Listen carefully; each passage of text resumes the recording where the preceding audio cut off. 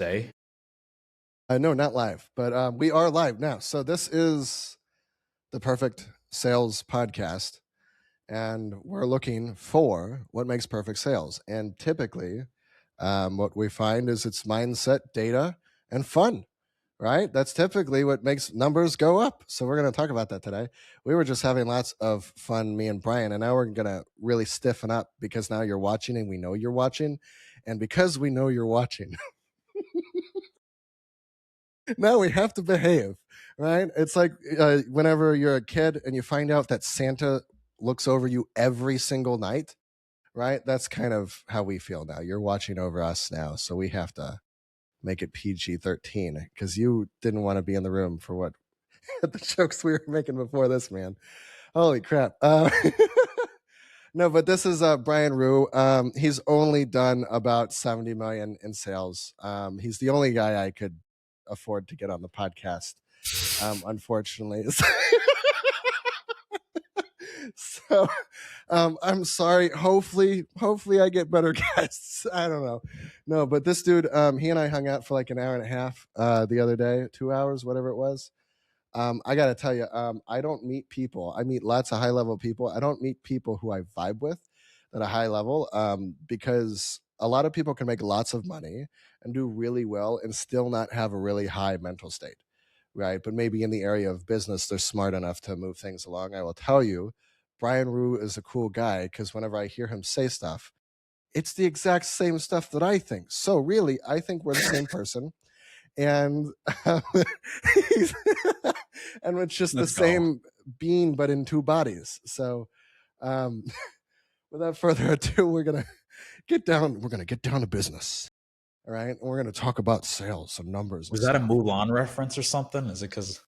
No, it probably should make him. With this, we are going to get down to business. Okay, Yeah. that is what we are doing today.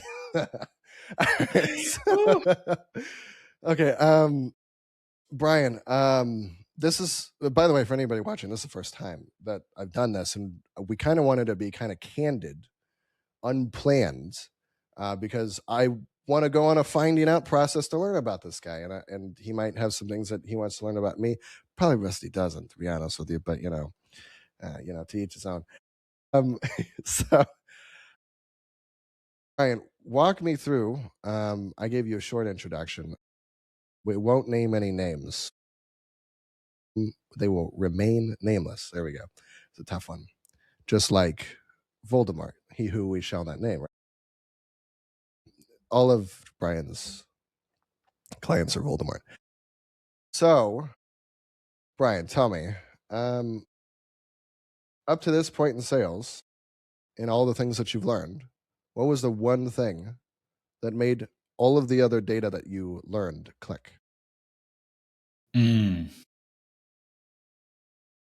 Yeah, it's interesting because, man, yeah, that's a good question to ask because like it's one of those things where it's interesting because a lot of people when they collect data, they almost take like each data point at face value, but I feel like they don't really take in the different types of perspectives of what kind of story that the data presents.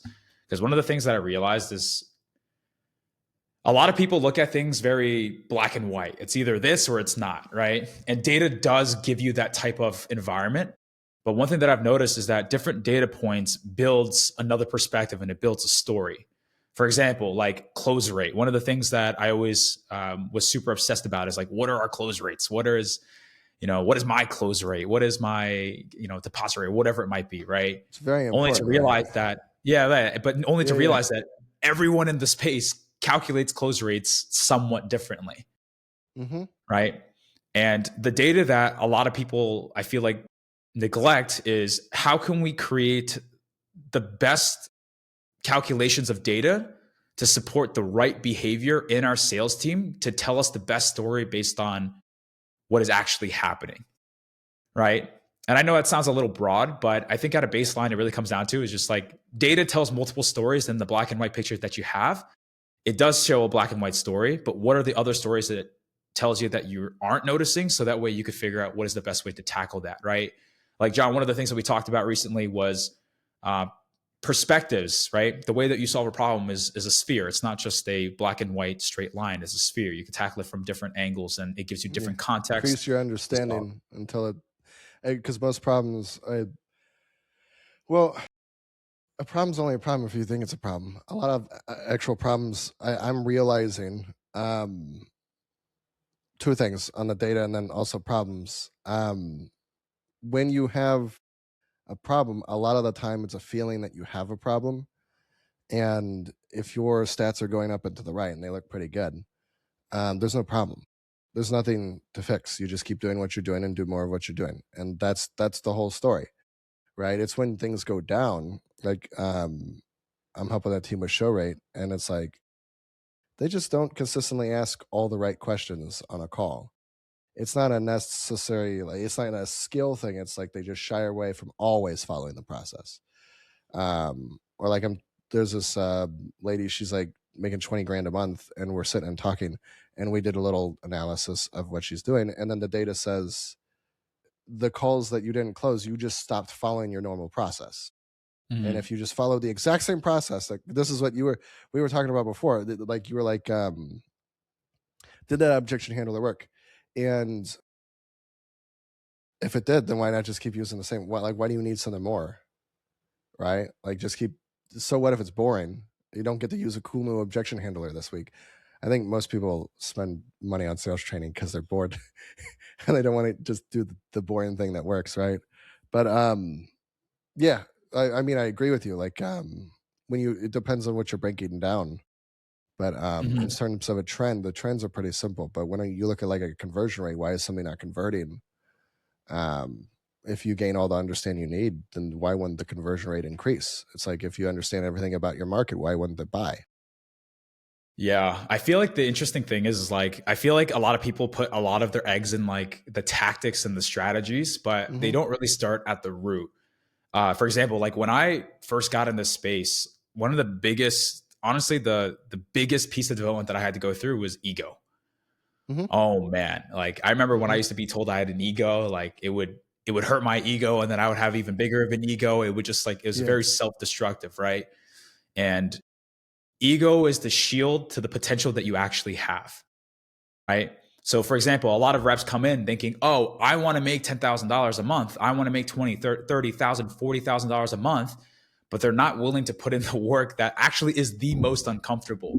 Like, Mm-hmm. how many people do you know in your life that pour all their time, energy, and effort into work, but then when you really look at them outside of work, like you wouldn't be you're shocked that they're doing really well business wise, or they're doing okay business wise, but they're not the person that you thought that they would be. They might be super egotistical, they might be disrespectful, they might be they just maybe not carry themselves in a way that you would have expected, right? And it comes down to the fact that it's actually a lot harder to work on yourself than it is to work on your skill set that makes you money. Is because you Mm-hmm. don't see the return and that dopamine hit from investing in your own personal development in comparison to a lot of sales reps. They fall into this trap of, oh, I don't need to work on myself. I'm going to get this piff, and then I get this $700 check, right after every sale that I make, and it gives them this rapid dopamine constantly that they become addicted to that, Mm-hmm. not addicted to them achieving their goals, and addicted to learning and Yes. actually growing as a person. So like it always starts internally that I feel like a lot of people neglect, because I've noticed a lot of people, and John, I'm actually curious if you see this a lot too with the people that you mentor in your network. But I know for us, like we've hired, I'd say in our tenure, probably over 500 to 700 sales reps. I know I gave you a really wide range. The reason why is because I don't want to give you guys inaccurate numbers, but 500 to 700 sales reps, right? And through that time, there's one of the things that I split test for probably around a year with my sales teams is, what if I taught them nothing different, right? And not that I didn't teach them anything, but what if we just hammer down on the fundamental pieces? But the only thing that we really hammered down on a one-on-one basis or individual basis was how they think, how they perceive what is actually happening, and how they perceive the conversations that they have, and how they perceive Mm-hmm. themselves. Because a lot of times when people hop on calls, it's like sometimes they have like this inferiority complex. They're like, oh, I'm a setter, I'm a closer, like I need your sale therefore, right? And they kind of get into this like people pleasing frame. Mm-hmm. And then you have some people that are the complete opposite. They have the superiority complex of like, I am way better than you, and I don't care if you give me money or not, but like, and I'm going to let you know that I don't care anything about you because I'm better than you. It's almost like those are Yeah. the two extremes. So Yeah, it like gets they to make almost you feel like, good about yourself. Yeah, builds up the ego even more, right? yeah, and it works for some people is Mhm. because some people are superior, have the superiority complex because of their own, whatever they call it, traumas or things that happen in their life that Yeah. have made them who they are in that moment. Not that who they're going to be forever, but in that moment. And then when they meet someone that's the opposite, that they're like, wow, that's what I kind of want to be like. It almost becomes like, I want to be that person, therefore, right? Mhm. Rather than just being a decent human being and communicating in a normal human being way, right? So I just find it really interesting. Is like, so I guess John, for you, I'm curious, like when you manage your sales teams, have you seen a huge correlation in comparison of like what is going to drive the greatest results? Does it start with themselves? Does it start with the skill set? And if it is, and like where have you seen that? I guess. So, um, I'm referencing data from one single sales team because I've mostly at this point mentored just reps, but Mm, um, I think the majority of the issue is people's obsession with themselves, and you think that your trauma means anything now. It actually doesn't. If you were to disagree with the idea that you had a superiority complex, then maybe you could stop having it. It's you have an agreement with all of the problems that you have, and therefore they rule you. You agree that you have them. You say, I have ADHD. Your doctor says, hey, you have ADHD.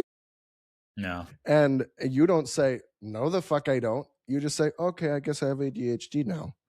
Right. And you take no control. Now, there's a difference between being completely delusional and like running around life.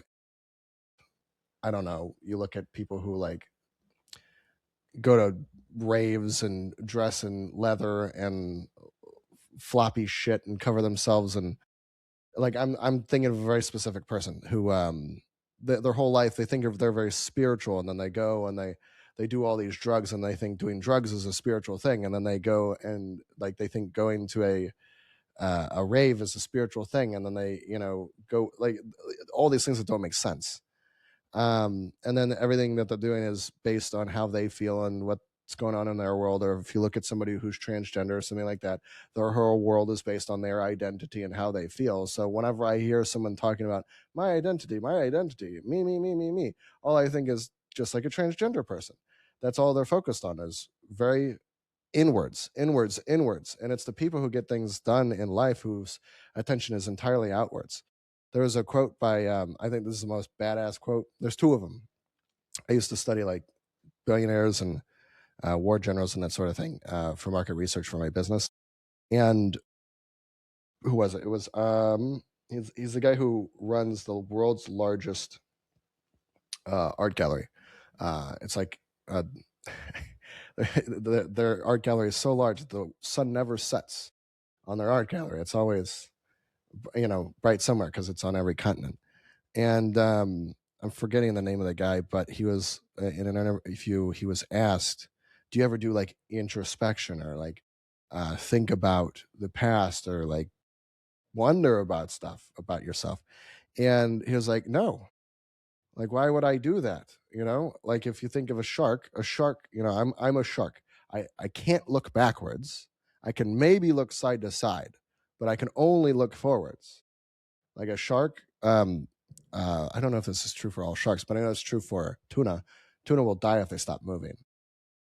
They have to move. Water has to flow through their gills to keep them alive. So if they ever stop moving, they will die. Right. And I think the same thing happens with sharks. Whenever you catch a shark and it's like sitting on the beach and it's running out of oxygen because it's not swimming, it'll just die because it's sitting still. Right. And that's actually the majority of people is they spend too much time sitting still, thinking, getting in their heads, and that's exactly what kills them. And they're Mm, wondering about, oh, did this come from my mom or my dad or my this or my that? And I showed you like the two sides of the mind. No, there's just stuff in your mind and you can ignore it. And the people who are cheerful and happy and then look at data and then just keep focusing on producing their goals and then do stuff all day and they don't sit and journal and meditate and this, that, and the other, those people produce a lot. But then there are people now, if this podcast ever becomes really famous, I'm not going to use his name, but there's a very well known guy out there who's making lots of money and is extremely famous right now. And you look at him and you'd think he's apathetic because his whole outlook on life is nothing matters. And that's why he makes money. But actually, that's a very dark place to be.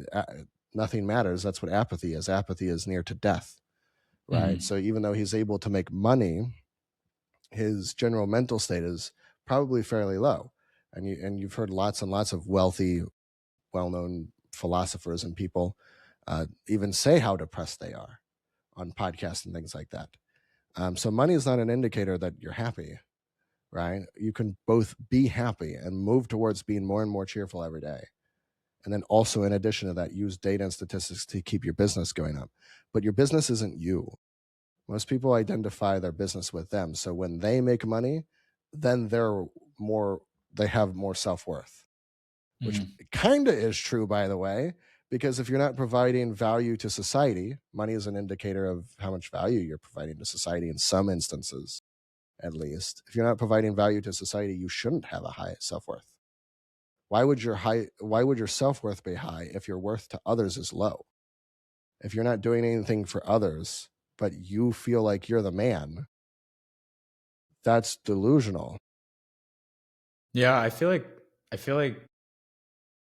think for that, for me personally, it just depends. Like, Yeah. I think one of the things, yeah, for example, like I think it just comes down to awareness. For example, like if you don't do anything and you don't work and you don't contribute, you don't vote, you don't do anything to society, right?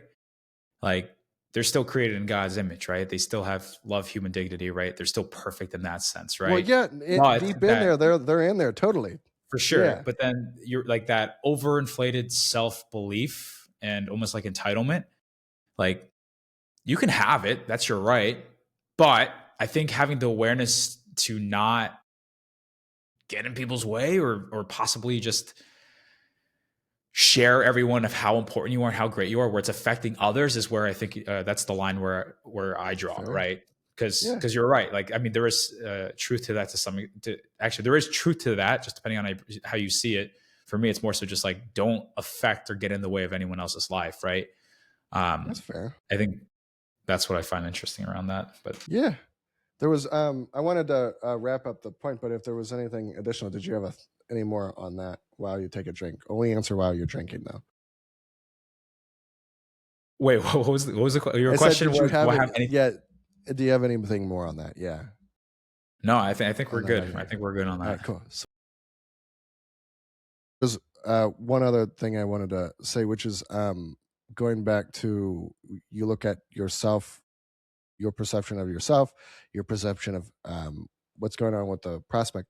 I think all of your perception should have to do with the prospect, and you should only evaluate yourself in sales to the degree that it affects your ability to handle other people well. Because a lot of people go straight out the bottom because they're journaling and thinking, and where did this come from? And my feelings, my feelings, my feelings. I had a guy come to me.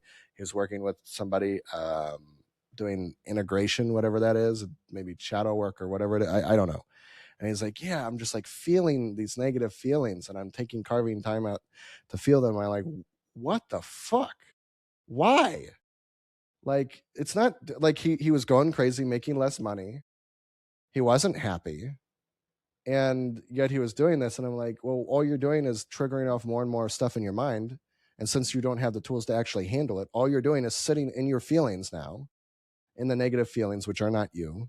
Like you have all this inherent like ability that you can give others and good that you can do, and instead you're sitting in your head all day.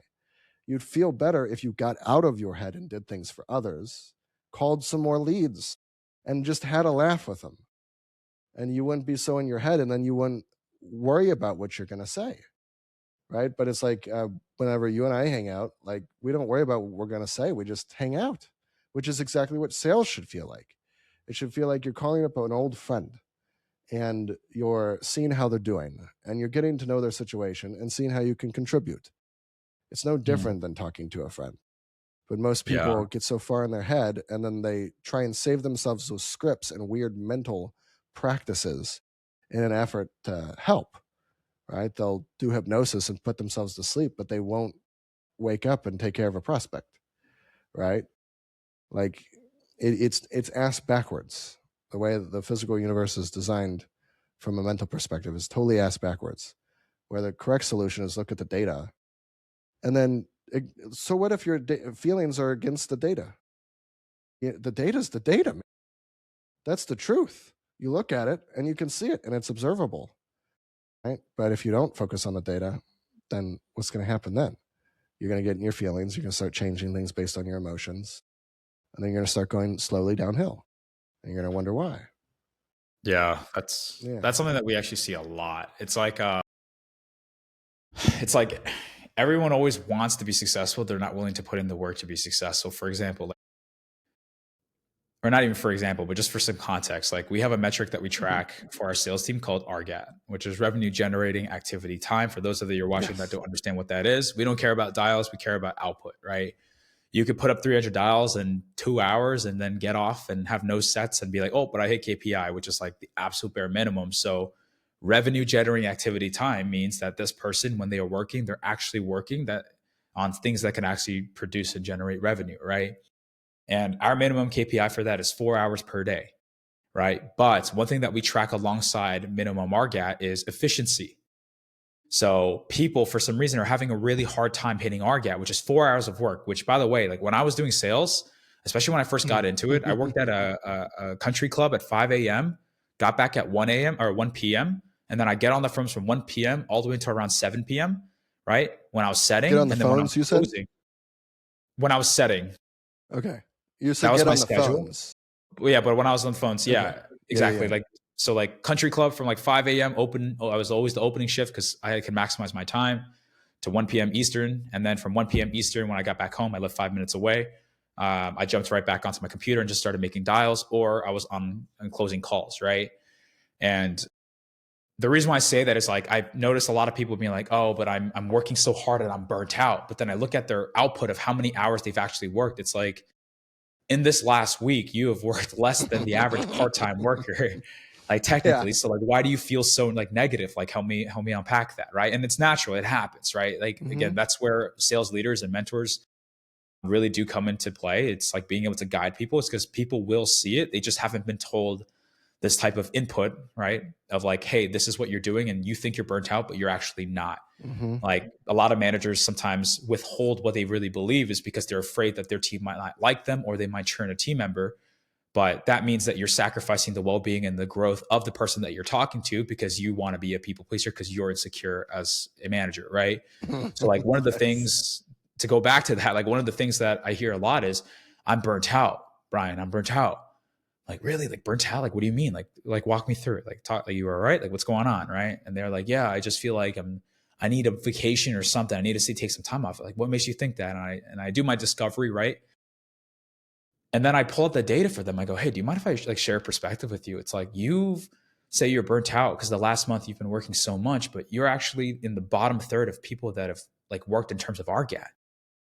I'm like, why do you think that is? And they're like, oh, I don't know. I just feel like, and it could be misalignment of like what they're doing in comparative to like what goals they have for sure. But then there's this number that we track called efficiency.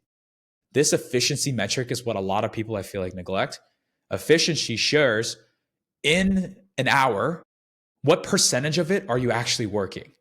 So I look Hmm. at someone that's hitting 4 hours of RGAT with 80% efficiency. That means they're sitting down dialing for 80% of the time so in an hour for 60 minutes, they're dialing 80% of that time or talking to someone 80% of that time. And then the next hour, 80% of the time, the next hour, 80% of the time, right? But what a lot of people have is what we see is around 50% efficiency, which means they're on the phones for 30 minutes, they take a 30-minute break. They're on the phones for Yes. 30 minutes, they take a 30-minute breaks. And when I share them that stat, this is what I tell them. Look, you're feeling burnt out and you're tired. And I want to challenge you and say that to push you towards increasing your efficiency here. And here's why. 4 hours of RGAT with 50% efficiency means you're extending a 4 hour workday into 8 hours. Hmm. Yes, you're tired because you're doing something. One, you're probably self punishing yourself is because you know that you should be dialing, but you take more breaks throughout the day to make it more digestible, which is actually going to make you feel negative about it because you feel like you're not as productive. Because if you're on the phone for 30 minutes, like how many pickups and conversations can you actually have, right? You're not going to be able to catch momentum compared to if you're on for like 2 hours straight. That's what I used to do. 2 hours straight, quick 30-minute break. 2 hours straight, like, and then the rest is just additional extra on top, right? But I know I'm kind of getting a little jumbled right now, and I'm kind No, of no, going off I'm the following. chain. Yeah. But it's like the data shows that the reason why you're burnt out is because you're making your life harder. Would you rather be burnt out faster where you don't want to work at all, where you might just go into 9 to 5, right? Because a lot of people get into sales because they want that freedom and they want to be able to make uncapped potential, but they're not willing to like sit down and focus for it. And they wonder why they're not able to catch momentum. And because they're not able to catch momentum and they're feeling burnt out, they stop putting in more work and then they self-destruct. And because they stop putting in more work, they start feeling more negative about themselves is because they're avoiding the thing that they know they should be doing. And then what ends up happening after that is you have to really work hard to dig them out of that hole, which what ends up happening is they might just have to change their environment, their offer, the company, or whatever it might be, is because they've kind of spiraled in their mind that this is what it is. And the only way to break out of that habit is to do something very drastic, like a pattern interrupt, right? So I'm not saying that it's because people don't work hard. Like people do work hard, but it's just a common pitfall that I see with a lot of reps. I don't think And like, people work hard. No, I don't think. I think it's fair to say that most people don't work hard. and that's Um, great news in my opinion, honestly, because yeah. that just it makes it way easier for us to compete with the other masses, right? Yes. If we There's are no, willing there's to no use. competition. If you look at the average even business owner in our online space, I I cut you off. Is there anything else you want to add to that? Because I have two things that I want to say on that. No, no, go for it. This is really good. Okay. In the online space, I heard someone say, I don't know who it was. Could have been Alan Soltanic or somebody else. It was some marketer in our space. Could have been Alan Beck, I think. But he posted on Facebook and he was like, the entire online space, whoever it was, the entire online space that we're in, this business opportunity space, is built on scarcity, because the majority of the people who you are selling to, actually everybody, they're coming to you because they don't have enough. They aren't able to produce enough on their own. So they're coming to you, hoping to produce more with your help. And in fact, they're coming to the online space because they want, now this is my conclusion, they want to create more by doing less. Because that's what the majority of business opportunities are. It's how do you do less and make more? So then everything tends towards a society, especially in our little community, it tends towards a society that cannot get much done. And that's why there's so few people who make millions and millions and millions in the online space, because most people cannot get anything done.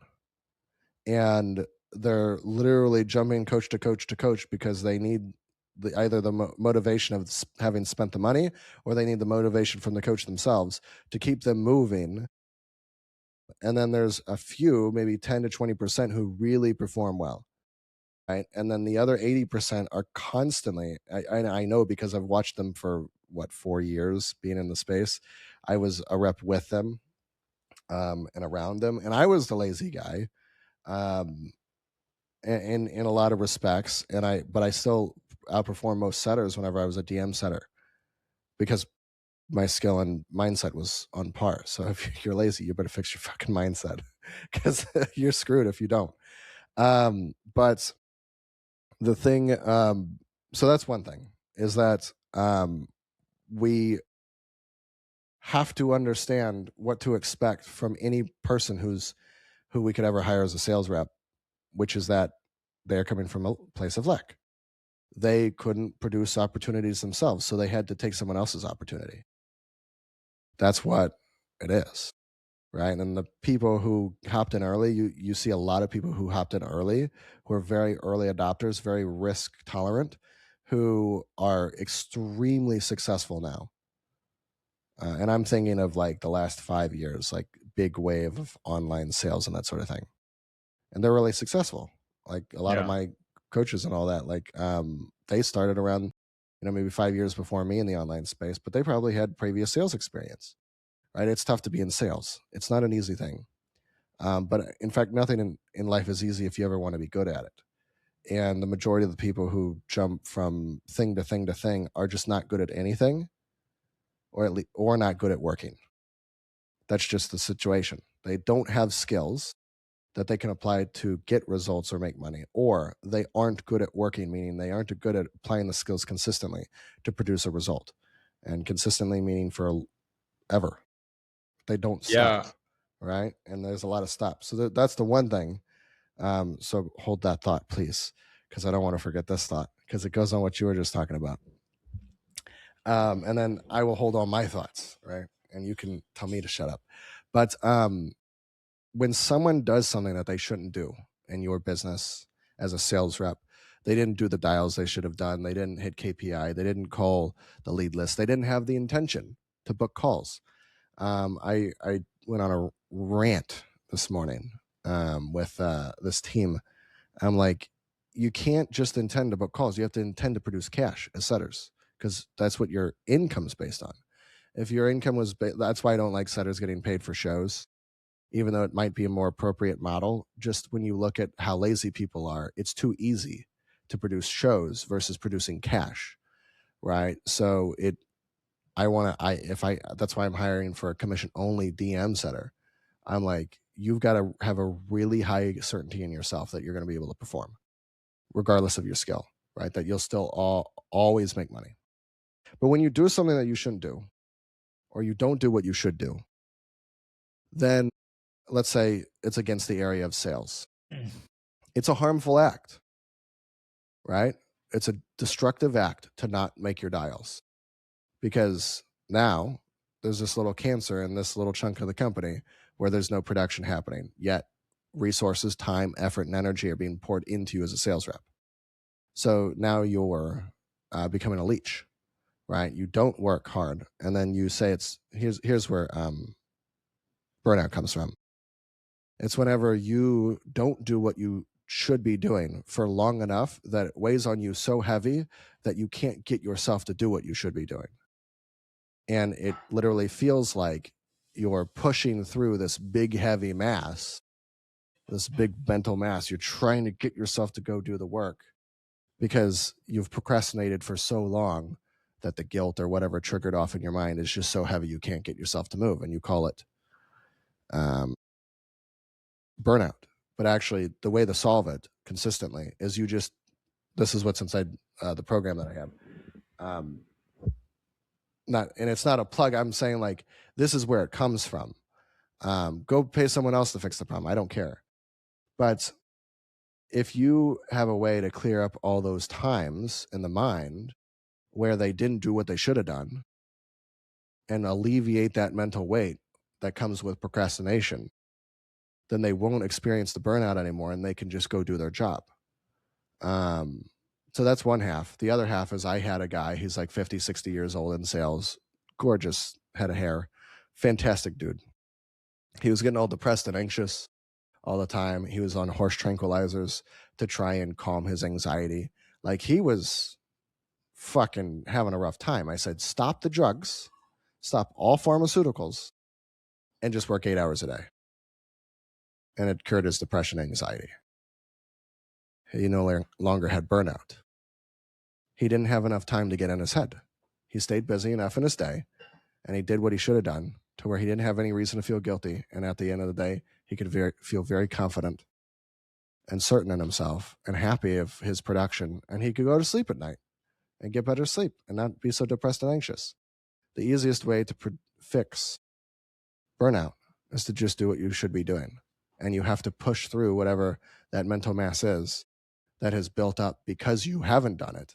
You just have to push through it and get it done.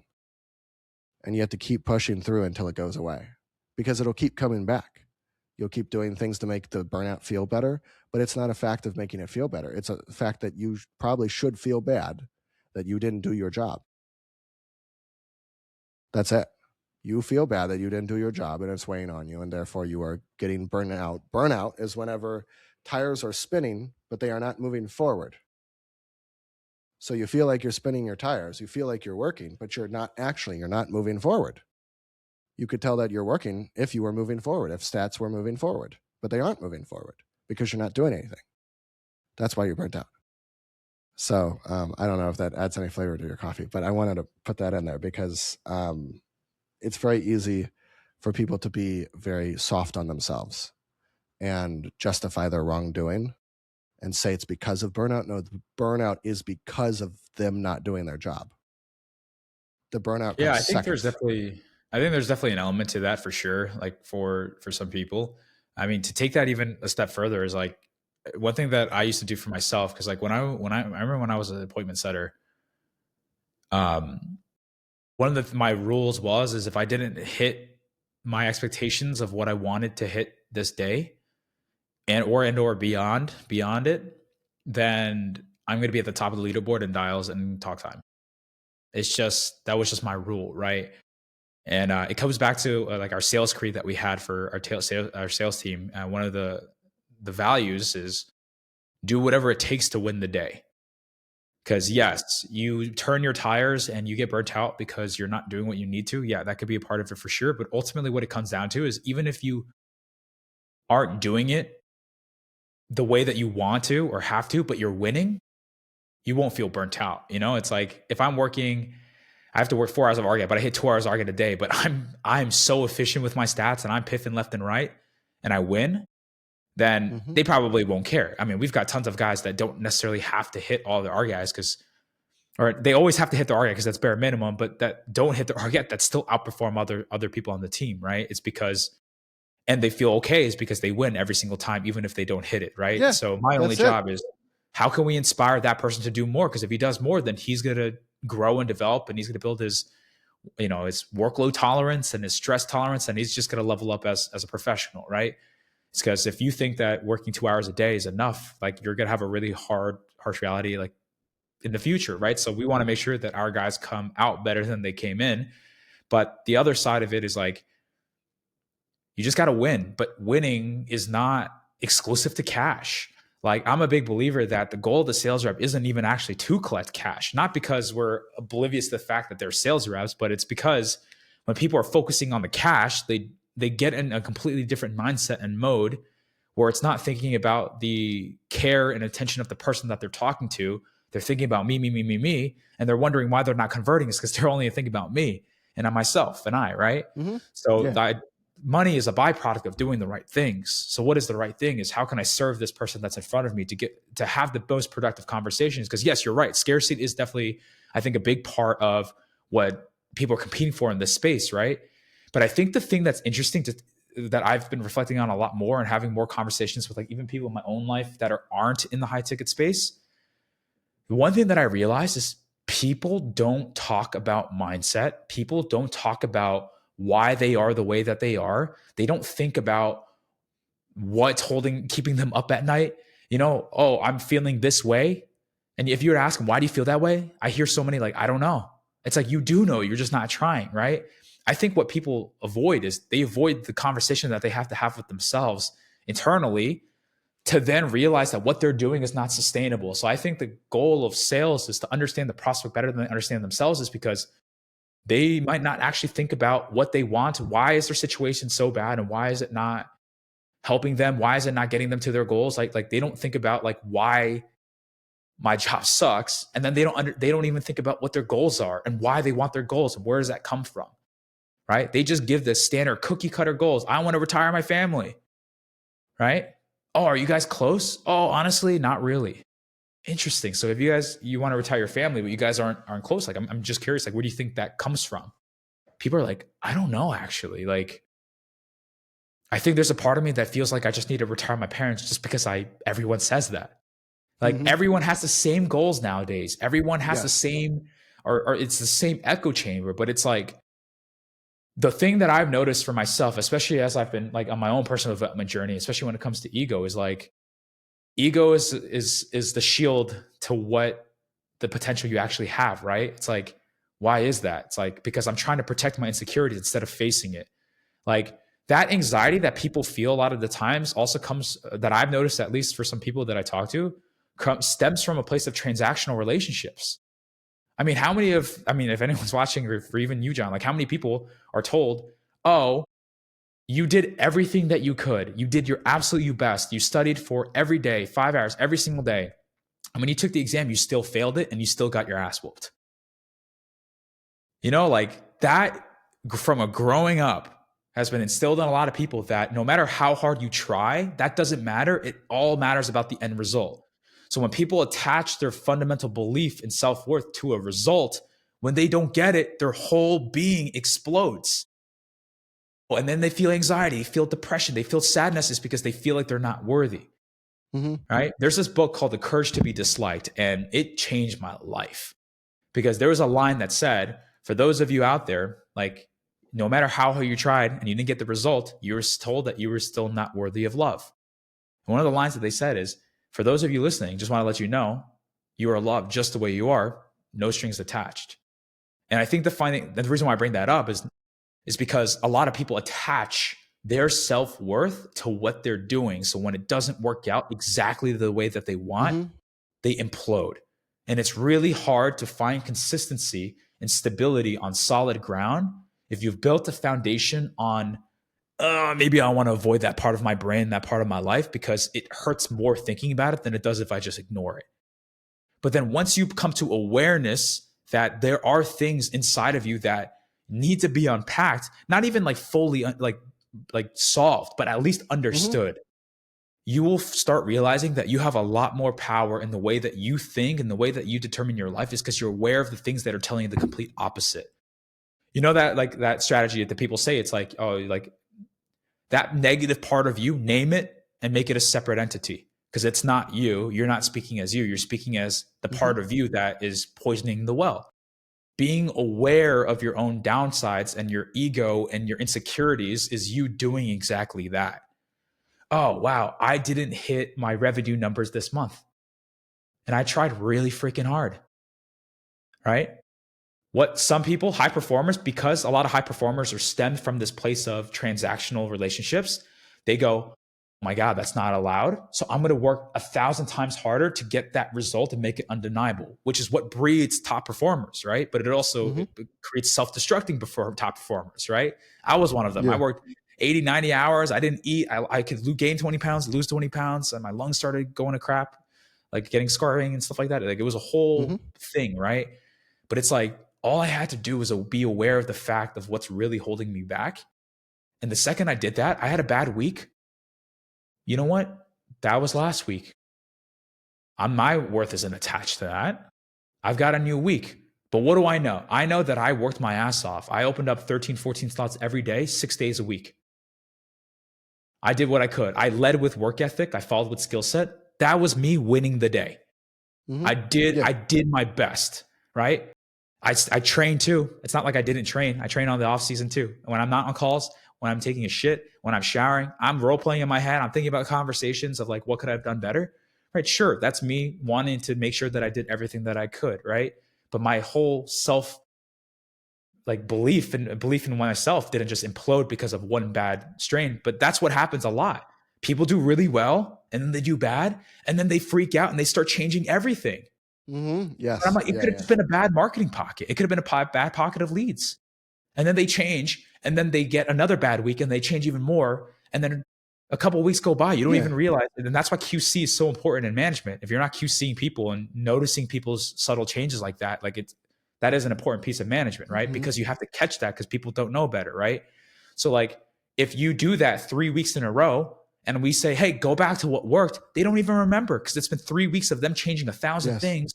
So in their mind, in their cognitive dissonance or whatever, they think it's this, I have to go back to this, when in reality, they have to go back to that. Which is why, and again, I know we're going down like rabbit holes to rabbit holes, which is why having a framework is so important because that is your controlled variable. That is the variable that will never change unless it is changed tactfully by management that knows what they're doing. The reason why we say stick to the script isn't because we want you to be a robot. It's because you need a foundation to work off of so that way you're having almost similar conversations, the same conversation, different context. Because if you have 5 different conversations every single time, you're never going to know why you got results and why you did it. Right? And it's just this vicious cycle, and why sales is hard and why I empathize with a lot of salespeople. And it is a hard industry to be in is because you're battling not only yourself, right? Yes. You're battling your environment. You're battling the people across the seat from you, right? Or sitting next to you. You're battling the ebbs and flows. How many times do we hear about the ebbs and flows of sales, especially in the online world, right? You're battling your insecurities. Like it's just all compounding into one. Which is why I have this fundamental belief that if you're able to take yourself to the next level and really just absorb and like think and change the way that you are, Getting in sales literally will change your life. It's a personal development course with a paycheck attached to it. Like my life has completely changed. How I was 3.5, 4, or actually, I'd say probably 5 years now. I guess time flies. Where I was 5 years from now, completely different. And I'm extremely proud of it, which is why I want to pour into as many people as possible, especially if they're new to the space, because all you have to do is listen to the people that have gotten the results that you want, right? Given that obviously within boundaries, like they're ethical and has integrity Hmm. and they Yeah, yeah. genuinely, they actually have their best interest, your best interest out for you. But if you really take that information and take massive action behind it immediately, not like 3 days later, like right now, like the next call that you have, or if I say take 10 minutes to really reflect on even one piece of your ego that might be an insecurity that you have, like do it. Like do those exercises. It's because what we're trying to do as leaders is not lecture you on what is right or wrong all the time. It's just taking things that you already know and bringing it from your subconscious awareness and bringing it to your conscious awareness. That's leading, right?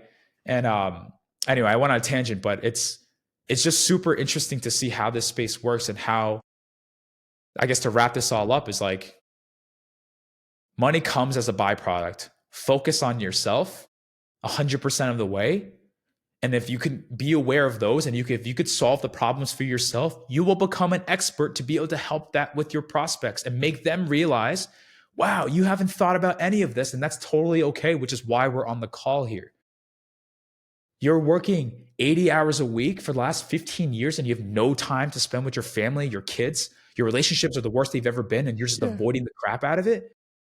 Like I don't even care if you buy my program, but as a human, Hmm. like a human being, like you should be aware of that and you should look to solve that, right? Only if they want to solve it. That's it. And then guess what? You're going to get the sales a byproduct. That just happens from serving others and actually caring about people, right? But it's got to start with you first. Because if you don't understand how you are, like in your insecurities and your egos, Hmm. you're not going to be able to coach anyone through it because you're not going to know. And if you try, it's going to come off weird just because you don't feel conviction behind it. How many times have you had people try to coach you on something that you're like, oh, that may have not been a refined thought? I would commend the effort, but it's very clear that like they haven't unpacked it for themselves, right? And not everyone's perfect by any means, but like it all works together. So that's kind of like my philosophy on all of that. I got it. Yeah. To say, I'm just blown away. Is that making sense, honestly? Because No, I no, no. know that when we're It's doing making podcasts, sense. Yeah, no, it's very we try to simple. dumb things down and like simplify, but No, I'm not very everything you good at said made simplifying. sense. No, what you said was simple enough, man. So what I heard was basically, um, you just fix all. Basically, be do have. That's all it is. Is you be a good, happy, well-rounded, ethical person. So whenever and you understand, for instance, one of the things I was talking to a guy, he was in an offer where he sells to like people who are doing at least $500,000 a year in ecom, and he helps them implement like some cool software and all that kind of stuff. And Mhm. it's like 20 grand. I we were going through and he's like, man, I just got this problem, da da da da da. And then it boils down to it, and he just doesn't understand shit about marketing software and ecom. So he's talking about three subjects he knows nothing about. And then he wonders why his setting calls go weird and they don't show up confident about the offer. It's because he doesn't know what he's talking about, and people can sense it. And it wasn't a skill issue. He's very good at talking. In fact, I would love to be sold by him. He's a very pleasant guy to talk to, and like really fun, really smooth with it, right? And then all we realize is that he didn't understand something, and it's literally just your misunderstandings. And then you might have fears and doubts and guilts and limiting beliefs and all that kind of stuff that keep you from going somewhere. Now, one thing that I've noticed, because I cannot work out of my own mind. The mind will make you blind to what it is because you can't see it. It's clouding your vision. If you're wearing, these fear goggles, then you see the world through fear. Therefore, if you were to try and coach yourself and take yourself through your own mind to handle it, you're going to hurt yourself because you can't see clearly. So, like, personally, I have people who handle my mind, and then I handle other people's mind, but I don't have anybody handle their own, because sure way to fuck yourself up. It's like going into a cave without a light, and then also you don't know anything about cave diving, right?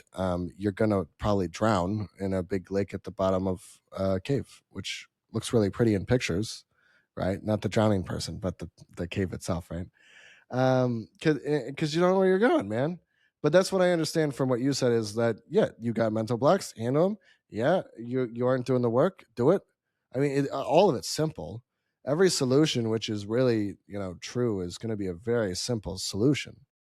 It's okay, cool. Instead of saying this on a call, you were like, "What up, Mister Prospect?" Instead of talking like that, how about you just talk a little bit more happy? Hey, what's going on, Mister Prospect?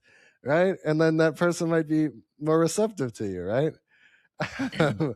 I've been smoking for I 20 years, So, Yeah. It's like, I do agree with that, and, like, mhm. if you're not gonna get results, might as well have fun doing it and might as well be yourself, Yes, and you're probably gonna get better results as a byproduct. yes. And, I remember there's this, there's this thing called the mirror exposure effect. It's a psychological phenomenon that shows that human beings tend to gravitate towards things that they're familiar with, right? So psychologically, when you hop on a sales call and you're like, "Hello, my name is Bryan. Good to Whoa. meet you," right? And you kind of have like this like facade and like this mask that's obviously very clear that you're not being authentic or genuine.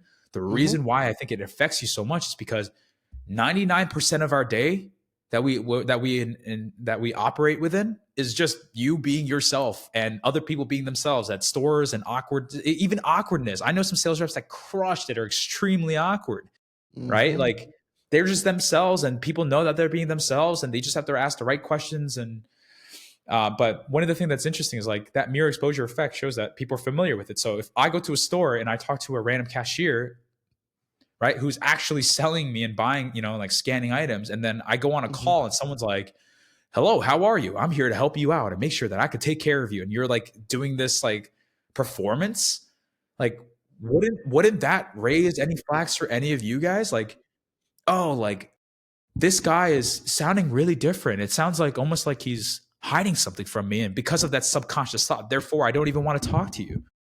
So like if you come on, like break the ice with a little bit of humor, give really good freaking energy, right? Even if Yes. because people think, "Oh, I have to be serious to be hold frame." No, that's not true. You just have to be comfortable in That's your own gay. skin. Super gay.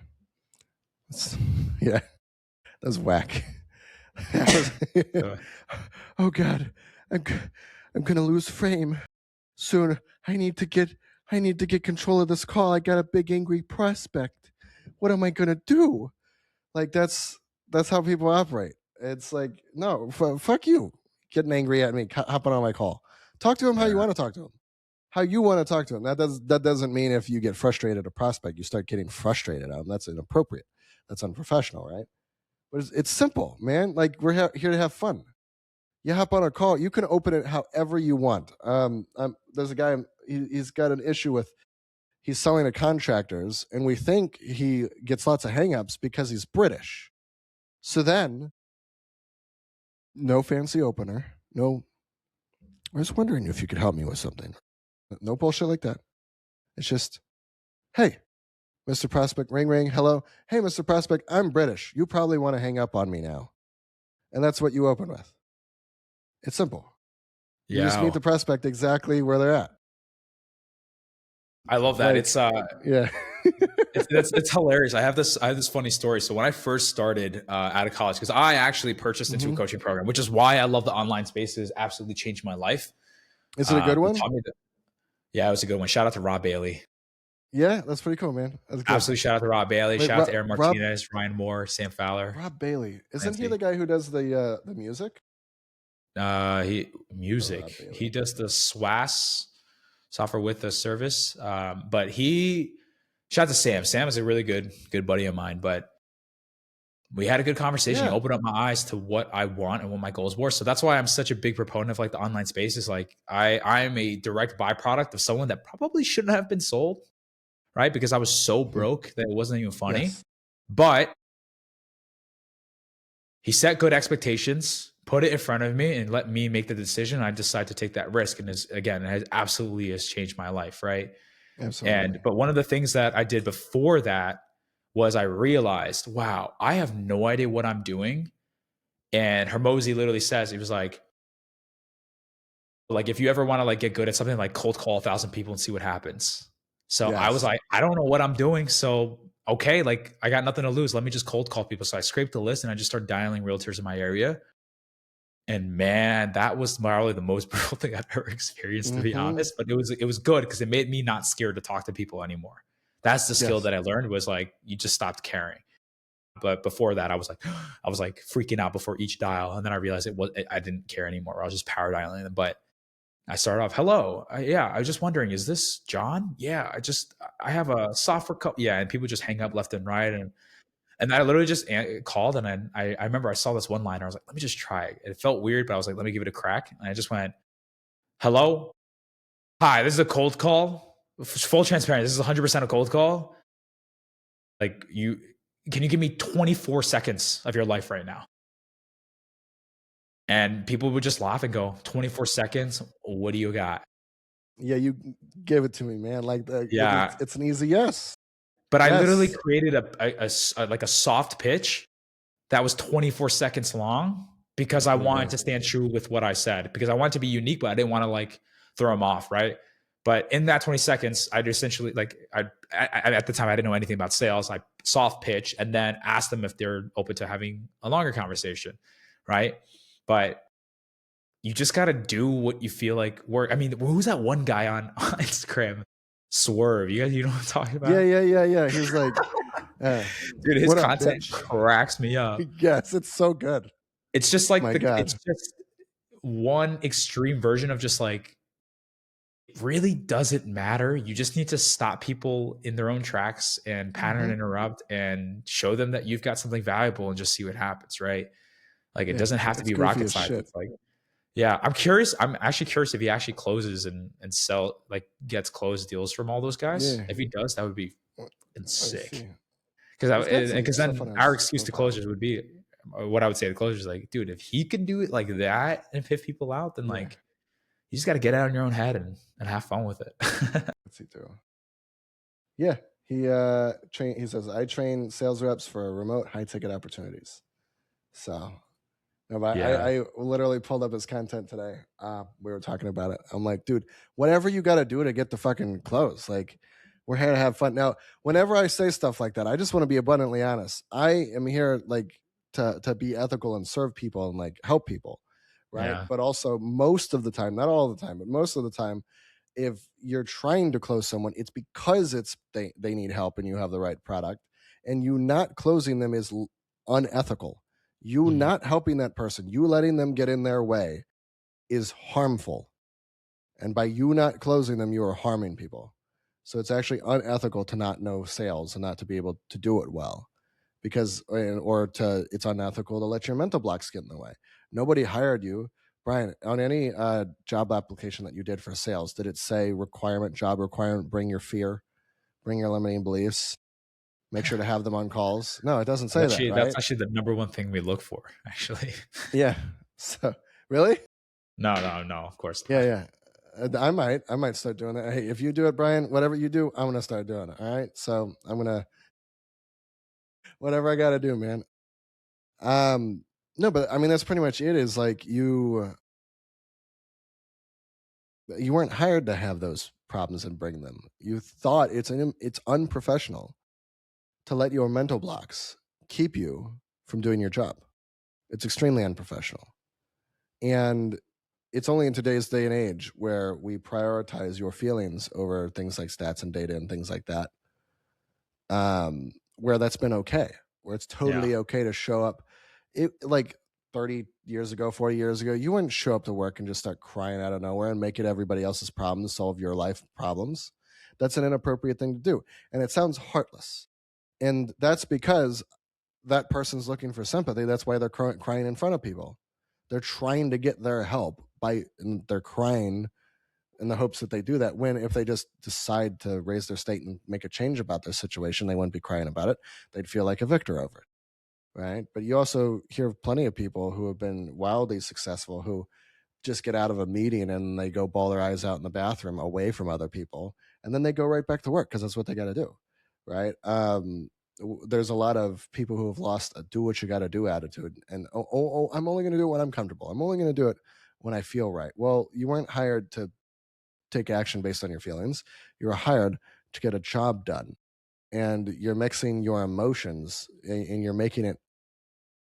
And I'm the mindset guy for sales reps, and I'm telling them this because I've seen too often, because of the availability of mental support for people, they decide to dramatize and let their mental stuff get worse by focusing on it more so they can get additional help with it. It's silly. Where Yeah. previously people were extremely high performing. I talked to a guy who was doing $1 million a year in sales and in income, and he was selling textiles to like Giorgio Armani, Gucci, what you name them, whatever luxury company. He was selling textiles to them, and he was making $1 million a year, and he didn't really have any mental problems. And it's because his attitude was, I just get the job done. When I talked to him, this was like 4 years ago, 3 or 4 years ago, I was like intimidated. I'm like, he doesn't have any mental issues. What can I do to help this guy? I can't believe it. That a single, I keep digging, and he's willing. He's like willing to share. He's like, I don't know, dude. Let's take a look. Let's see if we can find something. And that's the attitude, willing to be wrong. No ego about it. No, I might have some mental issues. I'm like, do you have any fear? Are there any things here? Are there any things here? No, nothing. Well, that's actually what's causing his success, because he's likely not introverting all day thinking about how he feels, but he's getting his job done. And then he goes home and he's present with his wife and family. And then he feels happier and happier and happier because he's present with life. The more you're in your head and worrying about your problems and limiting beliefs and all that kind of stuff, the less you are present with life and the less happy you will be, because it is a very depressing thing to sit in a chair at your desk and not realize you're there and be 10 minutes in the past, 100 years in the past, somewhere in your mind thinking about some problem. It's a very sad thing that you go throughout life and you can't be present. There's all these roses and you can't smell them. It's a very sad thing. The Dalai Lama says that himself too. He said, mental health stems from self-centeredness. I remember when I heard that, it blew Damn. my mind. That's I like the Dalai Lama. He's a cool Yeah, guy. he was like, and he said, he's like, it stems from self-centeredness. Like too many young generations, very me, me, me, me, me, me, me. Yes. It's like, we're going to be our harshest critic. Like I think about it this way, like the humans, like even when we're successful, we have imposter syndrome. I have imposter syndrome. I'm sure you feel imposter syndrome. I know so many guys that are so good at, incredibly talented at what they do, imposters, right? So it's almost like the human, like a brain is almost wired to almost like doubt, and not wired in the sense that forever, but like we doubt ourselves, and Yeah, we're but also you our just don't harshest listen to critics it. a lot of the times, Yeah. You right? just So move it's on. like under that premise, it's like if we know that we are going to doubt ourselves even when we're winning, and we're going to be our harshest critic, like why am I going to focus so much on myself unless you have a specific goal? Like goals, in my opinion, are the biggest things to have. Like when I realized that so many people just Yes. don't have, no matter how hard you get people to think about their goals and actually write it down, they might say, oh yeah, I want to make this much money, but it's like, no, like I know my goals so clearly in the short term, the midterm, and the long term that it wakes me up every morning. That no matter what happens and when I'm losing, it doesn't feel like it, is because I know I'm getting one step closer to that goal, right? Because when you have a goal in mind, you're looking at the North Star. You're not looking at the now of when things aren't going bad. You're looking like people look too much in the micro, not in the macro, right? And I mean, it's exactly what you say. It's like people are so focused on me and me and me. And again, it's normal. It happens, right? That's how a lot of people are. But I think the way to switch that is to, what are the tools that you could utilize in your tool belt to almost not deflect, because you always want to feel what you feel and you want to experience what you feel. Like there are times and No, times to do it and times to I not. don't. Yeah, I don't agree with that shit at all. That's the problem. It's the Interesting. thought that you want to experience it. You're looking for the sensation of the pain of whatever emotion you're feeling, and you're wanting to experience it. You're literally craving an emotional roller coaster, and that's not you. That's retarded. Where all your problems will go away if you stop listening to your mind's talk about the problems. I was talking to one of my clients. She is a phenomenally productive person. She's going to be wildly successful, not because of anything I do. Okay. She would be successful without me. Sure. And I'm sitting and talking with her. And she's like, John, I have this problem. I feel bummed out today. And I'm like, that sucks. Too bad. No. Pours the heart out. That sucks. But we're sitting, and this was last night. I'll put this on YouTube. But she had this thought. She's been working really hard, and she was tired one day because she just didn't get enough sleep. And she thought, I'm getting tired of this. But that wasn't her. She didn't produce the thought. Her mind just served that thought up, and she listened to it. And then she started to doubt herself. And then she started to wonder if she should be doing her business. And then she started to go down this path of, fear. And now she's getting heavy. And now she's worried about if what she's doing right. Now she's getting serious about stuff. Serious is when attention is important, because of penalty. So now she's this fear of nothing, by the way. All of her stats are great. She's been making money. She makes, 20 grand a month plus as a closer. She coaches people on sales. She's very good. And she's wonderful to talk to, like very pleasant person. So she's not really like, there's not too much that she's doing wrong. She's coaching people well, like things are going good. And then we traced it back and we found like that she had that one thought. And then she started listening to it. And by listening to that one thought, which she thought came from her, no, it came from her mind. The mind served up the thought.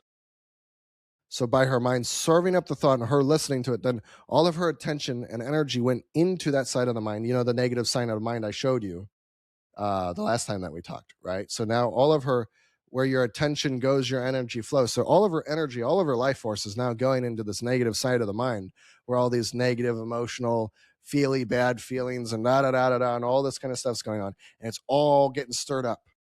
And she literally said, I'm like drowning in it. It was like 3 days. She was just overthinking for 3 days. And we looked and she's like, I'm tired. So then here's what we did. So that's what's going on in her universe. Then she hops on a call with me. And I didn't know anything about this. So then I'm like, how you doing today? And she's like, I'm doing pretty good. Tell me about some wins. I'm trying to pull out some wins. She's usually bright and cheerful and a real pleasure to be around. Today she's kind of bummed out. So I'm like, let me go find out what's going on with her. Because this is not normal. She's a very high functioning, very happy person. So I hop on with her and we're looking at it. And she's like, well, I don't know if this is sustainable. So then I put that on a whiteboard and we start breaking it down. Okay, what might not make this sustainable? Blah, blah, blah, blah, blah. And then we keep going and then we keep going. And then I'm like, hold on a second. Where the fuck did this idea come from? Because it was getting really complicated. There was a lot of moving parts and all these different things. And when things get complicated, that's how you know the mind came in. It's not you anymore. You're not being analytical about things. You got some emotional shit that's getting triggered off and making things complicated. So I'm like, let's take a look. And then we find out, we trace it back like 30 minutes later. We found it came from all that one thought. And then the whole thing alleviated. She started smiling and she realized that she was like that. None of it was a problem. And I said, so this original problem that you had of being able to sustain this amount of workload in business, is that still an issue? And she's like, no. And I'm like, so what do you think you should do when you start to feel tired? And she said, get more sleep. And I said, got it, cool. That's her homework now, get more sleep. And we were going to change the model of her business and how she's running her life and take more breaks and make all these changes, which we didn't need to make. There was no need to change anything. This is where people go off rails because of their feelings. She just needed more sleep. And all of the problem alleviated. She was, in fact, started the call tired, ended the call with more energy because that mental stuff lifted off. She felt better and we moved on. And we didn't have to go into anything about the past to find out where that problem came from. It was just some mental bullshit that she listened to and Yeah, believed. for sure. Yeah, So I definitely that's see that a lot as well, like very similar situations. Like the distinction that I want to make is thoughts are not feelings. Thoughts come as like the way that I see it, and again, this isn't a fully refined thought, but the way that I see it is what you feel is what you feel, and your thoughts or is a guess at what you really feel. And a lot of times they're wrong is because people don't process ever, so they miss the mark. Like even, I mean, God even says it in the Bible, like be angry, but do not sin, right? Like it's okay to feel, right? But really just don't do I anything like bad, that. right? Yeah, God Be said angry, some but do cool not stuff right sin, there. right? It's interesting, right? And Yeah. the reason why I thought that was interesting is I also was the type of person who's like, oh, let me shove down what I feel. But then I realized that what my thoughts are aren't really what I feel. For example, love my girlfriend. She's amazing. And one of the things that she actually opened my eyes to is, are you actually angry right now? Like, what are you feeling? I'm like, I'm like thinking about it. I remember it was such a pattern. I was like, this is when my grandpa passed away. I remember she's like, are you actually angry or something happened. Actually, that wasn't the scenario. I don't know how I completely messed that up, but there's something happened. She was like, "Are you actually angry right now? Like, what are you feeling?" And I was like, "Oh, like honestly, like I think I'm just sad." Yeah. She's like, "Okay, like you like," and I think the thing that's interesting is like feelings is natural. It's a gift. It's what we are gifted as human beings, right? Not everyone is going to be able to push that down. So instead of working against it, I try to meet them where they're at and give them the tools to be able to navigate it. So, for example, Yeah. like her thoughts were this isn't sustainable, but her feeling was just tired. And that simplifies it so much that that thought, it doesn't even become it's not even, it shouldn't even really be a discussion because it's off a small sample size. Like when you're tired, you sleep, like you said. When you're angry, right? Why am I angry? That's what I mean by processes, like understanding what you're feeling is because you have patterns. Human beings have patterns. I talked to a guy who was like, I just feel disappointed and so bad with my numbers. And I just feel like things aren't going well. I just feel like I'm in my head, Bryan. I was like, what are you upset about? He was like, I'm upset that I'm not hitting the numbers that I want to hit. I go, what numbers? Because, oh, well, I was like, no, pull up your data right now, point me to the numbers. How's your set rate look? Oh, it's 13%. Okay, that's not very bad. What's your show rate? Oh, it's 65%. Okay, it's within KPI, right? What's your set to close rate? Oh, it's 15%. Okay. Yes, can you get 5%, 0.5% or 5% better? Sure, anyone can. But is it worth self distracting for? Like, dude, you're not doing that bad. Like, why are you freaking out? And we track Mm-hmm. this number called all factor rate. That means they showed up, financially qualified, all decision makers presence, pre call videos watched. And if they hit that, and he had a really high all factor rate. I'm like, are you really upset at your numbers? And he goes, damn, Bryan, you're right. I go, no, I don't want to be right. I just want you to understand, like that feeling that you feel, you have to process and understand it and understand where it's coming from. Because if you don't understand where it's coming from, you're just going to tell yourself this is what it is and that's it. But odds are you're probably off 99% of the time, right? Because when I'm feeling some type of way, like you said, you have someone else that audits your mind, right? When I feel like I feel some type of way and someone asks me questions, I realize, oh my God, I'm off. I'm off. I missed Yeah. it. But I Yes. think about this stuff consistently where it's like I thought I would be more refined and I thought I could like self-regulate, right? But I realized I'm off. So it's like for the people that don't think about that stuff and that don't try to self-regulate or identify the root of what might be causing them to feel the way that they actually feel, like they have to recognize the pattern is because no one, like, you're right. You're not there to hold their hand and you're not going to be there to kumbaya all the time, right? And they have to learn how to self-regulate. But for me, the way that I try to approach it is like attack it. Don't let it take over you. Take control of it. So for me, like when I say like process, like it's not, yes, to some degree process your thoughts is because through your thoughts you feel your emotions and through your emotions you're able to really sift through what you really feel. And when you get to that root, then you could actually solve what is going on. That's exact kind of like what we're doing at sales, like with sales, right? People are like, oh, I am I'm actually so happy with what I'm doing and I don't want to change anything. Awesome. Like, I'm just out of curiosity. Like you said, you're doing really well. You're kicking ass. It seems like you're absolutely crushing it. Like, why even look to start a business? Because I'm sure you know this already, but starting a business isn't necessarily easy. I'm not going to lie and say this is a get rich quick scheme because it's not. So if you're doing so well already, why are you even looking to do something more that presumably is set aside for the top 1% of the world? Well, honestly, Bryan, I think I just want a little bit more. Sure, there's nothing wrong with wanting a little bit more, but why do you want more? It might be a stupid question, but why do you want more? You just said you're happy in the world. You're better off than 99% of the world right now because you just told me you're happy where you're at and life is good. You're better than 99% of the people. Why not? Why not just stop there? Why want more in the first place? And then that's when they realize, they go, honestly, I think I want a little bit of I want a little bit more peace. Peace, what do you mean? I want to spend time with my family. I want to spend time with my friends. Are you not able to do that now? Like, what, like, you don't spend any time with your family and friends. So, like, what's going on? Like, talk to me about that.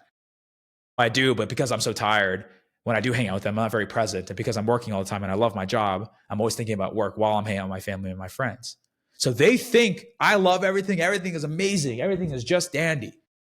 But as you ask more questions to process their thoughts, they get to the root of what they actually feel, which is, actually, I am happy with my job, but that comes at a cost. This is the cost, and I don't want that to be there anymore. Right? I just find it super interesting, which is why I agree with you, but I also disagree to some extent, is because I think it's important for the average everyday people to tackle that. Because I think the reason why a lot of people have problems with the way that they think, um, or the way that they process emotions, is that they just don't know where to start. So if you have that gift, like you, being able to talk to your students and have them process through that emotion, like, what a freaking blessing is, because through repetition, time, they're going to be able to do it themselves. And they're going to be able to do it to other people. And they're going to be able to do that for other people. And a lot of people already do it for their friends, but they don't take the time to do it for themselves. And they might not even have friends that do it for them. So I don't know if that clarifies things, but I just want to say that because I do see where you're coming from. I really do. But this is just the way that I chose to see it. And it's not too That far off, I sucks. think. That's terrible. I'm sorry to hear that. No, I'm just kidding. No, I mean, when I listen to how you apply it, I don't think it's inaccurate. The issue is it's you aren't your feelings. So when you're trying to understand something about something that you want, listening to your feelings, which don't come from you, which are served up to you by your mind, um, they're just feelings. Like I might want to, I want to grow my business to a certain place, let's say, but then my feelings say I'm gonna go party all night, and that's what I want to do because that's what my feelings said. So then I take myself away from my goals based on what my feelings are, right? Or I'm frustrated at my reps, so I should fire them because I'm frustrated with my reps. I'm listening to my feelings, um, or whatever it might be. Because when you start getting into your feelings, you stop being logical, right? And that's why you usually catch someone who's doing illogical behavior being emotional at the same time. They have some kind of emotion. It's not logical to have your stats be good and then your emotions are bad, right? And then you're correct. Actually, the way you handled it was very appropriate. With the guy who I thought that was badass. Whenever he was like, "You're like, look at your stats. Your stats are great, man." And then he's like, "Oh, okay, I see that now." Right? I've actually had that done to me whenever I was a rep and I was worried about stuff, but my stats were doing this every month. I'm like, "Okay, cool. I'll shut up. I don't need to listen to my emotions anymore." Because my Mhm. emotions were the ones that were telling me that there was something wrong. And a lot of the times people take action on that emotion that something's wrong and then start changing things in the business when in fact, yeah, Yeah. it so that's the danger in telling people to care about their emotions, and trying to be their own therapist and that sort of thing. When in fact, if they went for a walk, I'm telling you, Bryan, you're gonna love this. This is a very complicated solution. It requires lots of steps, literally. So, um, I didn't think to set that joke up, but that was actually, um, you go for a walk, you look around, you touch things, you talk to people. As soon as we hop off of here, I've got way too much screen time for the day. At one time, I got like 4 hours so far, and I need to go get some space. So I'm going to go talk to people, and I'm going to go shake their hands, and I'm going to smile, and I'm going to laugh with them. I'm going to go touch some walls and some leaves, and I'm going to go get out of my head and get into my environment. So that way I have less feelings that pop up. I'm more in present time. I'm more in communication with my environment. The more you're in communication with your feelings in your head or inwards, the less you're in communication with your environment. And therefore, you cannot solve problems in your environment because you're not here, you're in your head. Right. So I agree, if what you're doing is working to get people's emotion out of their way, that's good. But there's also another thing, is people will get into what it means. Oh, I felt fear, so that means X. And then they start fucking themselves up by thinking a feeling means anything about what they should do about reality, or they start drawing conclusions based on their feelings, where actually the statistics say, man, your show rate's pretty good. What was the stat? The all factor percentage or whatever it was. That looks good. Okay, cool. Looks like you're doing your job, man. And then like I'm just frustrated at my wife or something. Okay, got it. I understand. Tell me about that. Okay, cool. And then maybe he gets it off and he's smiling. As soon as he's smiling, end it. Don't go anything else. He's happy. Move on. Right now he feels better. Right, you might have something on his chest, and sometimes talking about things alleviates the emotion to the point to where you don't need to explore where it came from in the first place, because we're trying to live life right now. Right. So if we keep trying to go backwards and backwards and backwards, that's what therapy usually screws people up with. You sit and you talk, and then you're like, man, I'm feeling down today. And then they're like, tell me about your childhood. Did your dad ever touch you? Or like, did your mom ever leave your dad or something? Like, what do you think about that? And then you're sitting and talking about all this past stuff, which triggers off all the feelings you had in the past. But it doesn't help you actually process it, meaning like remove it. It just triggers it off again. So now you're all triggered off, and by the time you leave therapy, then you get a diagnosis that you're depressed. And that's all it did, is that you talked about and triggered off a bunch of mental stuff, and then you leave feeling worse because someone told you you're depressed. I was told I was depressed just the same way. I took medication that fucked me up real bad. I took Adderall, I took lithium, I took all kinds of stuff. Yeah, like they gave me the heaviest shit that I was like 12, 13 years old. Right, and I was taking it until I was like 16, and I sold Adderall in college because I couldn't. It fucked me up so bad when I was in college. I was like, I got to get this off my hands, man. I got to get this away from me. This is so bad. Anybody will buy Adderall in college, right? But that's not the point. Like, that's most solutions introvert you, meaning puts you in your head and gets you thinking and feeling even more and more and more, when in fact, it's not a bad thing to feel. When someone dies, cry. That's cool, man. If somebody's stealing from you, you get mad and probably beat their ass, unless you want to get really cheerful and be like, hey, man, why are you stealing from me? And then it kind of lightens him up. And then I heard a story. He was like, guy came up to him with a knife. He was at the ATM, and he's like, give me all your money, or pull out $5,000 or something and give it to me. And the guy turned to him and said, hey, you want to come to we got a bonfire. I'm going to see my friends. A lot of friends. We're going to be drinking beer, having fun, listening to music, and it's going to be a bonfire. Would you like to come? And the guy melted down and he started crying. Then the guy choked him out. So it wasn't as heartwarming a story after all, but because he had to subdue him. Because why would you bring a crazy person around your family, right? It still would not be appropriate to do, but it alleviated the situation, right? There's one way or another, there are appropriate emotions for certain situations, but the majority of the time in your day, if I say, Bryan, you're behind KPI, most people go, oh man, I'm behind KPI. Or they get scared. They're like, man, I got to do something. I'm going to get fired. Right. But the appropriate reaction, and from my perspective, is just, oh, okay, cool. Let me go do more. That's it. Right. But then we get into feelings, and then the feelings fuck you up, because then I'm like, oh, I'm scared. And then I'm scared on every call I take. And then that's when people get commission breath, because they're so scared. You got something coming up soon? No, I was just checking something real quick. I just wanted to say something on that because I thought it was interesting, but I wanted to look it up real Yeah. quick. Yeah. What you got? No, you're good. You're good. You're good. I don't have any. I could just talk about, dude. If you leave and just let me sit here, I'll just talk at the screen all day. So, I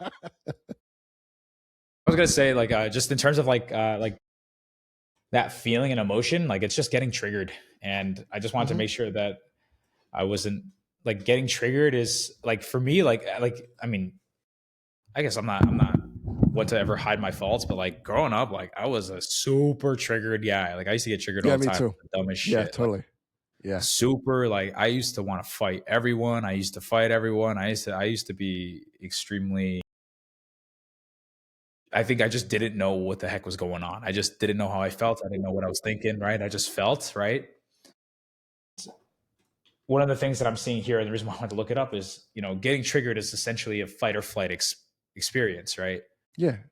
Which takes you out of present time It when you takes you have out all of these. present time. The Yeah. So reason then why, you because like can't tell when you're what's going on. emotional, you can't think about anything. If you're emotional right now and you're Hmm. freaking out, don't think about Yeah. anything. Just feel what Don't you're make a feeling. decision. Don't Yeah. make a decision. Don't make any conclusions. Like feel what you're feeling, because then you're being present to what you're feeling. But like for Hmm. me, like I don't ever think about things when I'm emotional. I'm gonna be honest. I think it's almost like extremely difficult to do so, right?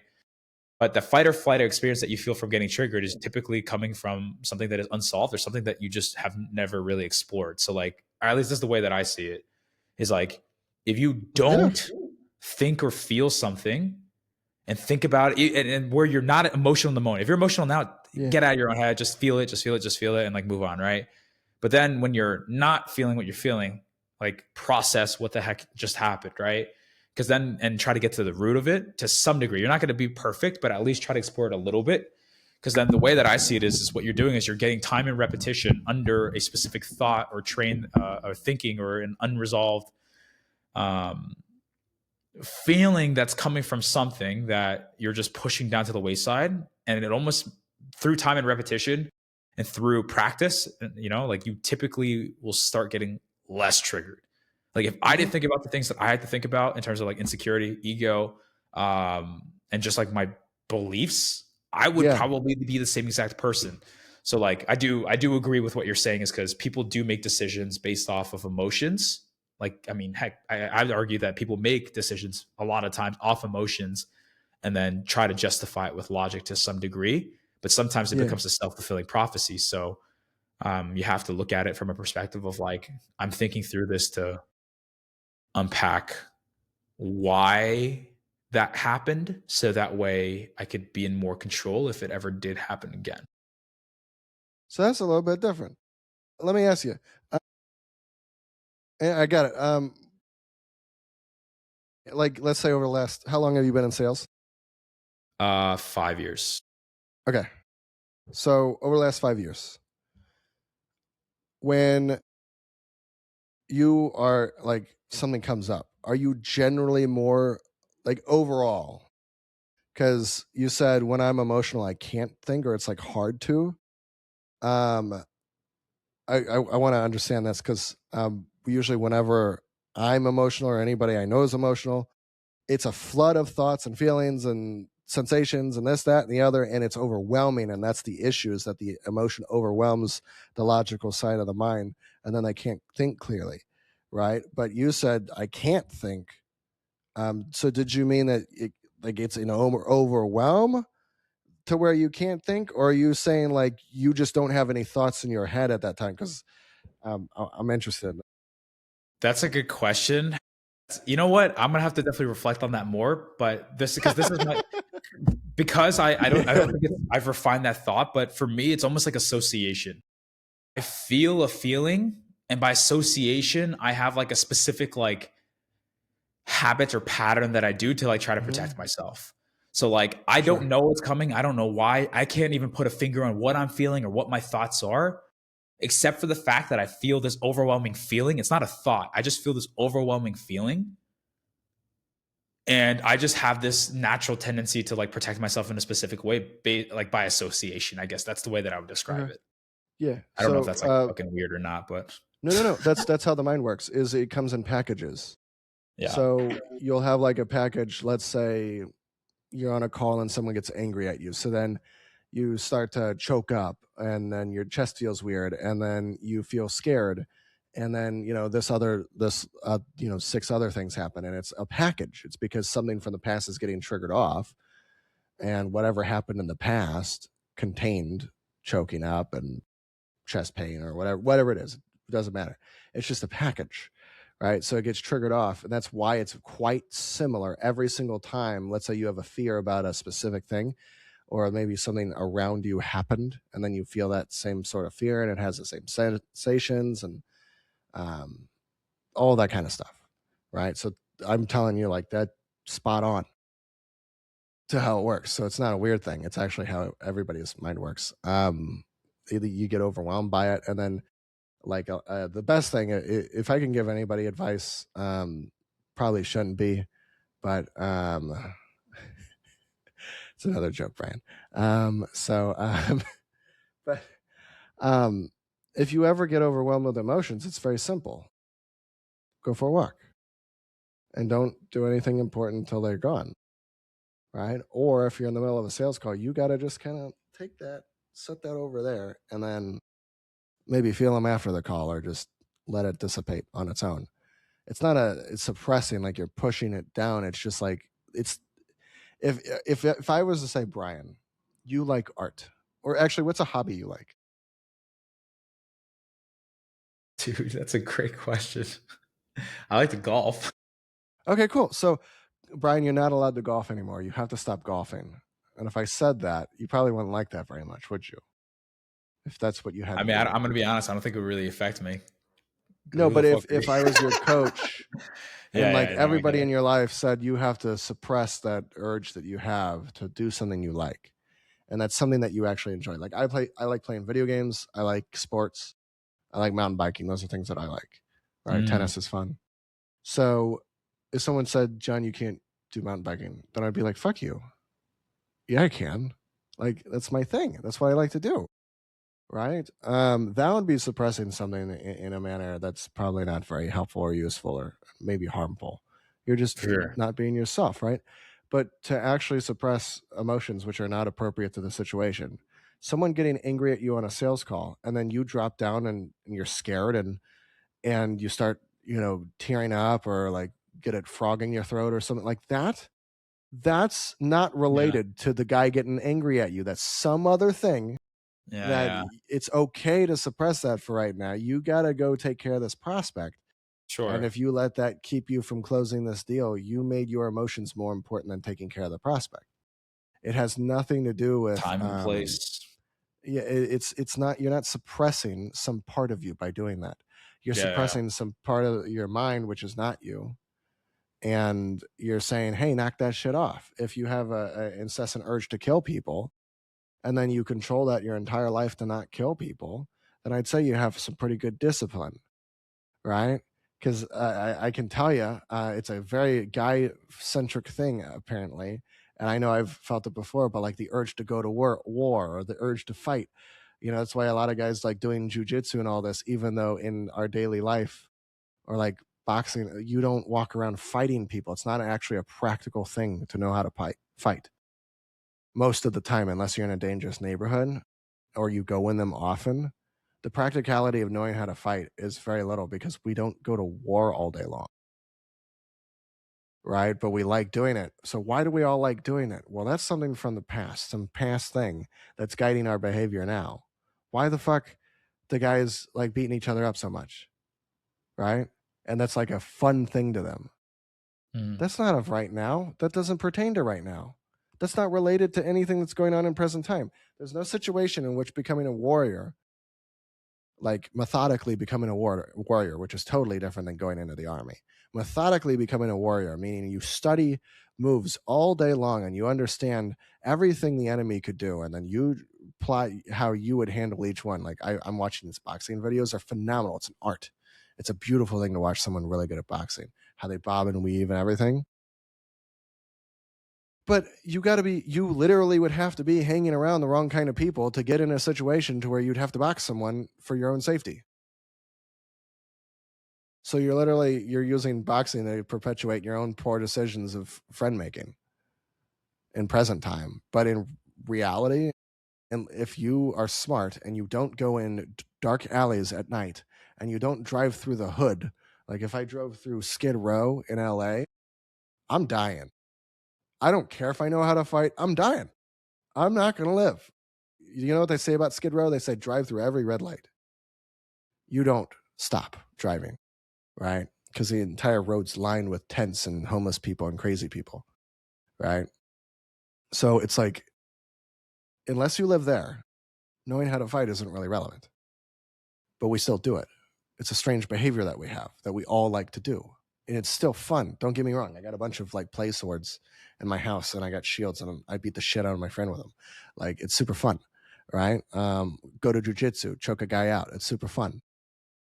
But like, if we really want to look at why we do it, we're not going to find an answer in this lifetime because it has nothing to do with this lifetime, right? So a lot of the times when you're looking for an answer as to why, you're just going to get yourself deeper in your head because then you're like, why, and then you're going nowhere because there's actually no conclusion. You can't find it by looking that way. You can't. You're just going to find present lifetime reasons, like my mom and my dad and my this and my that. But like I talked to you on our last call, it's like you're a spiritual being. You think your mom and dad, you capable of anything, can be influenced by two other people who just raised you improperly, and that's the reason why you can't succeed in life? That makes no sense. You, an infinitely capable spiritual being who can do anything, you can't just ignore the fact that your mom and dad were mean? Right? And you're getting way too far into your feelings. You're like, no, it's got to be my mom and dad. And then now you cripple yourself, and now you have emotional problems because you choose to be a victim to some instance in your life. You can actually disagree. No, my mom and dad, they beat me. My dad beat me. I love the guy. I love him to death. But he had some of his own challenges in his own life at one point, and he beat me, right? So did my stepmom. And guess what? I don't think that affects me 100% at all in my current life. No big deal. Why can't you just, that's what moving on actually looks like. It's just like it's okay to like accept the fact that it doesn't have to bother you anymore. That's what letting go would be. Letting go is you have your fist closed around a problem and you're not willing to stop having the problem. Letting it go is, oh, I don't have the problem anymore. It's that simple. So that whenever you say about like, let's take a look at feelings, I'm going to keep arguing with you for fun. We're really arguing. We're going to get in a heated debate, Bryan, and it's just going to be catastrophic. But it's just like, it's actually that simple. If you take a look and when the next time you're afraid or you're angry and you just said, oh, I'm angry, I want to go for a walk until that just stops being a thing anymore. And then I'm going to move on with life. And then you didn't have to get into any emotions. You didn't have to trigger off more stuff by looking further and further inwards. You can just go live life. And it's an extremely simple solution. And it works. I'll tell you, all my clients who I have work 8 hours a day and then they go for walks, they have very little problems. I love it. I love it.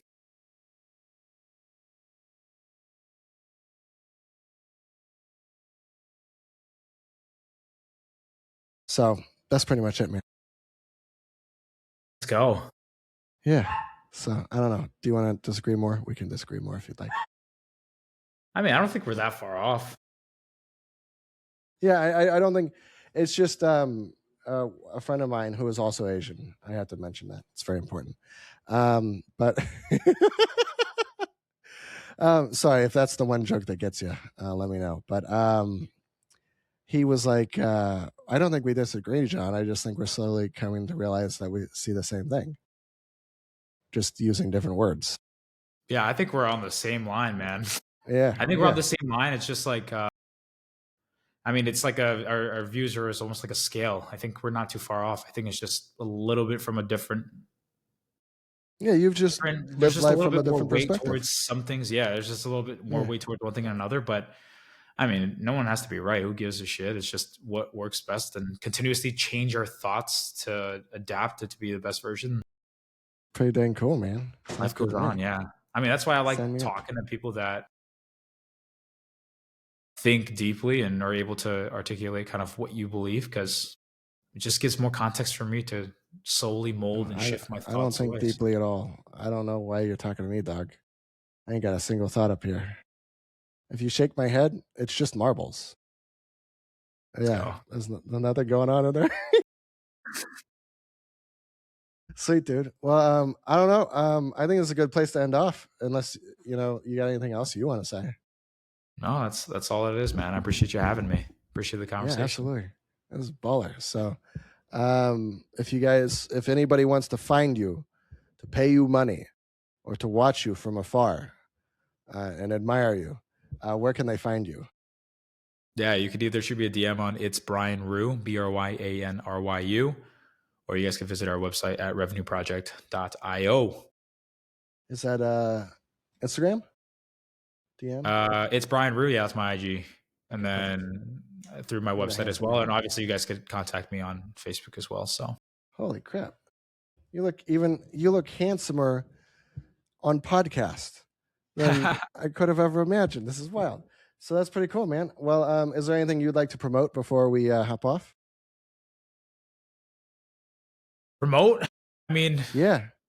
if people want Anything to that hop you on a have call, for us to buy? yeah, I mean, if they wanna hop on a call with me and they want a full audit on their sales team and sales systems, then more than happy to give them as much value as possible. But if they want to work with me, great. If they don't, that's totally fine too. So ultimately, I'm Yeah. just trying to give value and serve the community. As long as you have a product that actually is good, where you actually care about serving the clients that you're working with, and you're not just going for the cash and want to be an operator in the business in the sense of like playing the game and figuring out how you could actually grow and scale your business sustainably.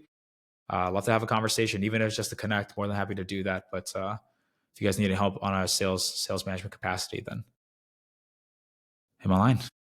Yeah. So do it or else. Sweet, man. Well, let's get the hell out of here. We've spent too much time together, and I am wagering it's lunchtime for both of us. So let's get out of here, go have some fun, and I'll talk to you later. All right. Yeah, let's rock, man. Appreciate you. All right. Sweet.